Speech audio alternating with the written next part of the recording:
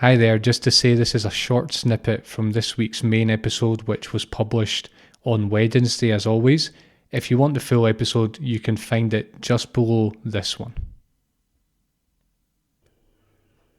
When we communicate, we have to assume that there is a person communicating and there is someone listening, right?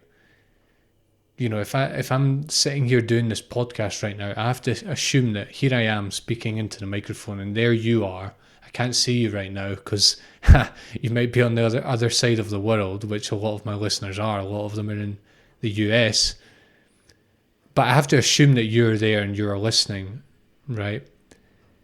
Not only that, I have to assume that I am teaching you something valid.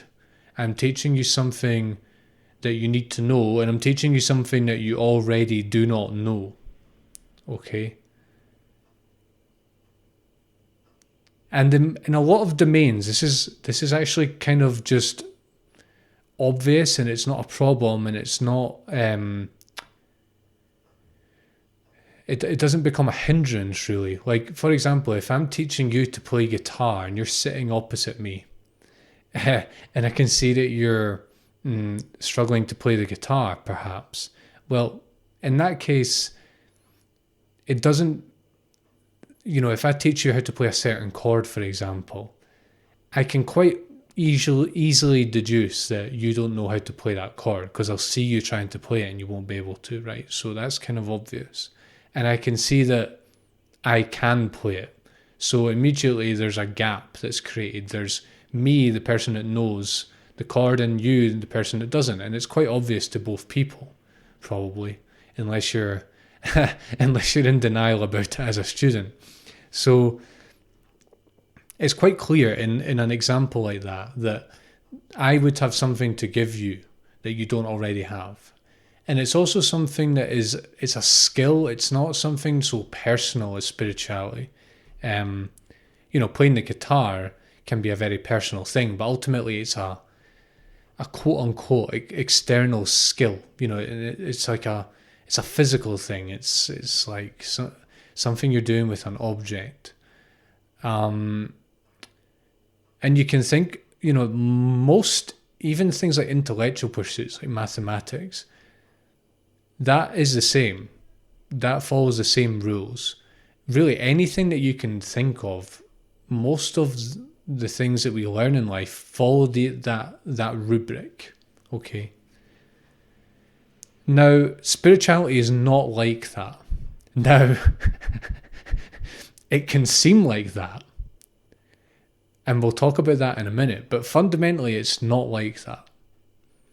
Because listen, what is spirituality? I've spoken about this month in my main Wednesday episodes. Go and check out the main Wednesday episodes for like a long explanation of like the ins and outs of this. But spirituality is about discovering who you are.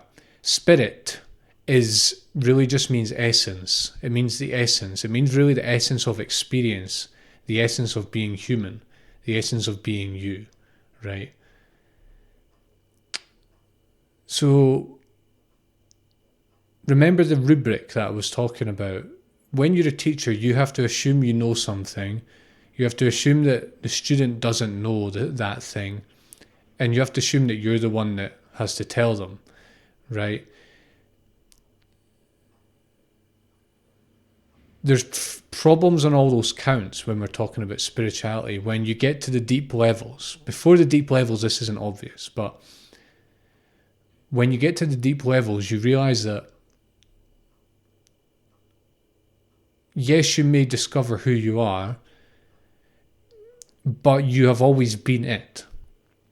And so it's not a discovery in the sense of, if you discover how to play a guitar chord, it genuinely feels like a move forward. It feels like obtaining something. It feels like you're sort of staking out new ground, because it sort of opens up a new world for you on the guitar. You can play new songs, you can write new songs, you can do things you couldn't do before.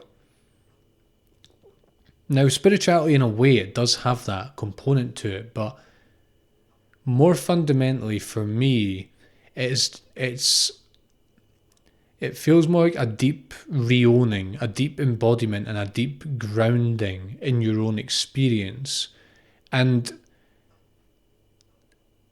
it doesn't feel like, it does feel like a discovery, but it doesn't feel like some sort of like groundbreaking, miraculous breakthrough.